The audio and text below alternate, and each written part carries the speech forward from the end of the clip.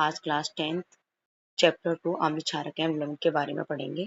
ठीक है, इससे पहले वाला चैप्टर की वीडियो में पहले भी डाल चुकी हूँ और आज चैप्टर सेकंड करेंगे कंप्लीट। ठीक है, सबसे पहले अम्ल। अम्ल किसे कहते हैं? अम्ल स्वाद में कैसे होते हैं? खट्टे होते हैं। ये नीले लिटमस पेपर को कैसा कर देते हैं? लाल बदल देते हैं। ये जलीय विलयन में H+ साइन देते हैं। एग्जाम्पल में जैसे HCl हो गया, H2SO4 हो गया, CH3COOH सिट्रिक अम्ल। सांद्र अम्ल। अब ये जो अम्ल होते हैं हमारे दो प्रकार के होते हैं। एक तो हमारा सांद्र अम्ल होता है, एक तनु अम्ल। सांद्र अम्ल किसे कहते हैं? जिसमें अम्ल अधिक मात्रा में और जल कम मात्रा में पाया जाता है। तनु अम्ल किसे कहते हैं? जिसमें अम्ल कम मात्रा में और जल अधिक मात्रा में होता है। ठीक है, इसी तरीके से क्षारक। क्षारक क्या होता है? क्षारक स्वाद में कड़वे होते हैं। ये लाल लिटमस पेपर को कैसा कर देते हैं? नीला कर देते हैं। ये जलीय विलयन में OH- आयन देते हैं। Example NaOH, KOH, NH4OH। क्षार क्या होते हैं? जल में घुलनशील क्षारक को क्या कहते हैं? हम क्षार कहते हैं। ठीक है, नेक्स्ट है सूचक। सूचक किसे कहते हैं? सूचक किसी दिए गए विलयन में अम्लीय क्षारक की उपस्थिति दर्शाने के लिए या उसकी पहचान करने के लिए इनका रंग या गंध अम्लीय क्षारक मात्रा में बदल जाता है। सूचक कितने प्रकार के होते हैं? 3 प्रकार के। तो प्राकृतिक सूचक होता है, कृत्रिम या संश्लेषित सूचक, तीसरा है गंधीय सूचक। सूचक का जो पहला टाइप है प्राकृतिक सूचक। वे सूचक जो पौधों से प्राप्त होते हैं उन्हें प्राकृतिक सूचक कहा जाता है। जैसे लिटमस। लिटमस अम्ल के में क्या होता है? लाल और क्षारक में नीला। हल्दी जैसे पीला अम्ल में और क्षारक में लाल। सूचक। कृत्रिम सूचक क्या होता है? वे सूचक जो रसायन द्वारा बनाए जाते हैं उन्हें कृत्रिम सूचक कहते हैं। जैसे फिनोल्फ्थालीन और मेथिल ऑरेंज। ठीक है, इसके बाद में क्या है? सूचक। गंधीय सूचक। जिन पदार्थों की गंध अम्लीय क्षारक माध्यम में बदल जाए उसे क्या कहते हैं? हम गंधीय सूचक कहते हैं। ठीक है, जैसे प्याज का रस, वेनिला, लौंग का तेल। ठीक है, तो अम्ल में क्या होता है? इसमें तीक्ष्ण गंध होती है और क्षारक में कोई भी गंध नहीं होती है। वेनिला में क्या होता है? समान होती है, तीक्ष्ण गंध होती है और क्षारक में कोई भी गंध नहीं होती। तो इसी तरीके से अम्ल व क्षारकों के रासायनिक गुण धातुओं की अम्ल व क्षारक के साथ अभिक्रिया। ठीक है, तो अम्ल के साथ जैसे अम्ल प्लस धातु, तो क्या बनेगा हमारा? लवण प्लस H2। जैसे हमने यहाँ पर लिया है अम्ल, क्या लिया? HCl और धातु लिया हमारी Zn, तो क्या बन जाएगा? ZnCl2 plus H2। ठीक है, क्षारक में क्या होगा? क्षारक हमने NaOH लिया है, धातु हमने Zn है, तो Na2ZnO2 प्लस H2। नेक्स्ट है अम्ल व क्षारक की धातु कार्बोनेट तथा वाई कार्बोनेट के साथ अभिक्रिया। ठीक है, तो अम्ल और की किसके साथ करनी है? कार्बोनेट के साथ और वाई कार्बोनेट के साथ। तो अम्ल हमने लिया HCl, धातु कार्बोनेट का फॉर्मूला क्या होता है? Na2CO3। लवण हमने क्या बन जाएगा हमारा? NaCl CO2 plus H2। ठीक है, इसी तरीके से हम अम्ल के साथ अम्ल धातु बाइकार्बोनेट के साथ अभिक्रिया करेंगे। नेक्स्ट इसके बाद में कार्बन डाइऑक्साइड का परीक्षण। CO2 कार्बन डाइऑक्साइड को चूने के पानी से प्रवाहित करने पर पानी कैसा हो जाता है? दूधिया हो जाता है। ठीक है, तो इसका फॉर्मूला होता है चूने का पानी का CaOH का होल ट्वाइस प्लस CO2 क्या होता है? Carbon dioxide. तो क्या बनेगा हमारा? CaCO3 plus H2।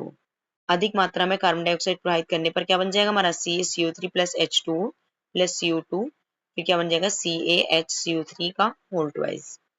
नेक्स्ट है अम्ल व क्षारक की परस्पर अभिक्रिया। अम्ल व क्षारक की अभिक्रिया कराने पर क्या बनेगा? HCl प्लस NaOH की अभिक्रिया कराएंगे तो लवण क्या बन जाएगा? NaCl प्लस जल क्या हो जाएगा? H2O। उदासीनीकरण अभिक्रिया किसे कहते हैं? जब अम्ल व क्षारक परस्पर अभिक्रिया करके एक दूसरे को प्रभाव को समाप्त कर लवण तथा जल का निर्माण करते हैं, उसको क्या कहते हैं? उदासीनीकरण अभिक्रिया। अम्ल के साथ धात्विक ऑक्साइड की अभिक्रिया क्या होती है? धात्विक ऑक्साइड होता है हमारा CuO प्लस अम्ल हमने HCl लिया है, तो क्या बन जाएगा लवण? CuCl plus H2। ठीक है, नेक्स्ट क्या है? जलीय विलयन में अम्ल तथा क्षारक। अम्ल क्या होता है? जल की उपस्थिति में अम्ल H+ आयन उत्पन्न करते हैं और H+ ion H3O plus hydronium ion के रूप में पाए जाते हैं। ठीक है, नेक्स्ट है अम्ल व क्षारक की प्रबलता। तो किसी क्षारक या अम्ल की प्रबलता उसकी उत्पन्न H+ आयन और OH- आयनों की सांद्रता पर क्या करता है? निर्भर करता है।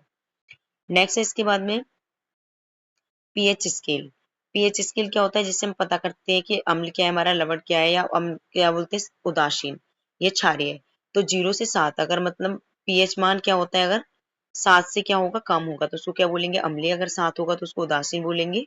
7 से अगर अधिक होगा तो उसको क्षारीय बोलेंगे। और जो हमारा स्केल होता है उसमें नंबर कितने होते हैं? 0 से लेकर 14 तक।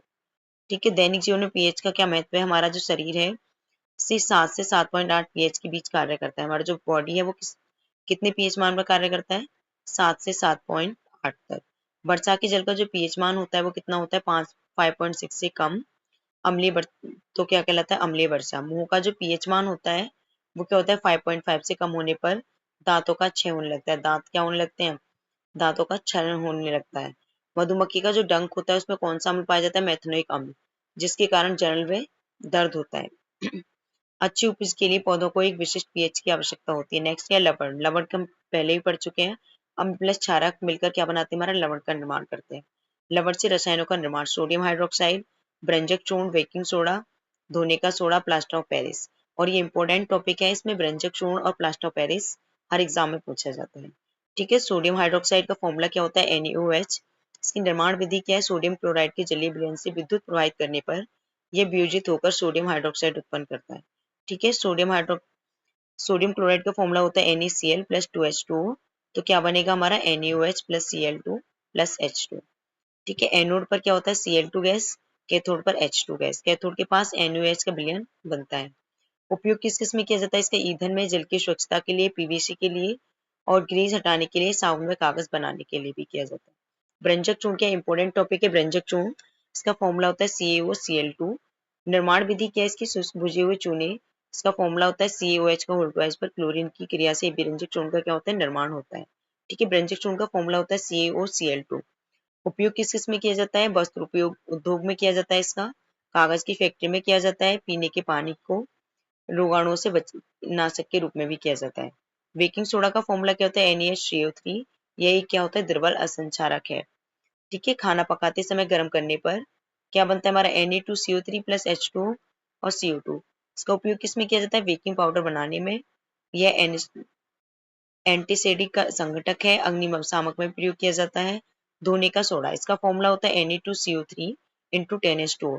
ये वाला जो एग्जाम में जाता है टिक करेक्ट में पूछा हुआ है या शॉर्ट क्वेश्चन में। ठीक है, इसकी निर्माण विधि क्या है, सोडियम कार्बोनेट के पूर्ण क्रिस्टलीकरण से धोने का सोडा प्राप्त होता है। इसका उपयोग किस किस में किया जाता है, घरों में सफाई के लिए, जल की स्थायी कठोरता को दूर करने के लिए, कागज और साबुन के उद्योगों में भी किया जाता है। प्लास्टर ऑफ पेरिस ये मोस्ट इंपोर्टेंट टॉपिक है। इसका फॉर्मूला है CaSO4 इंटू 1/2H2O। जिप्सम को 373 केल्विन पर गर्म करने पर ये जल के अणु त्याग कर क्या करता है, कैल्शियम सल्फेट अर्थ हाइड्रेट बनाता है। ठीक है, इसका फॉर्मूला होता है CaSO4 इंटू 1/2H2O प्लस 1, 1 से ही 1/2 H2O। इसका फॉर्मूला क्या बनेगा, CaSO4 इंटू 2H2O। ठीक है, नेक्स्ट इसका उपयोग किस किस में किया जाता है, टूटी हुई हड्डी के सभी जगह पर स्थिर रखने के लिए, और खिलौने तथा सजावट का सामान बनाने में, दीवार की सतह को चिकना बनाने के लिए। Thank you.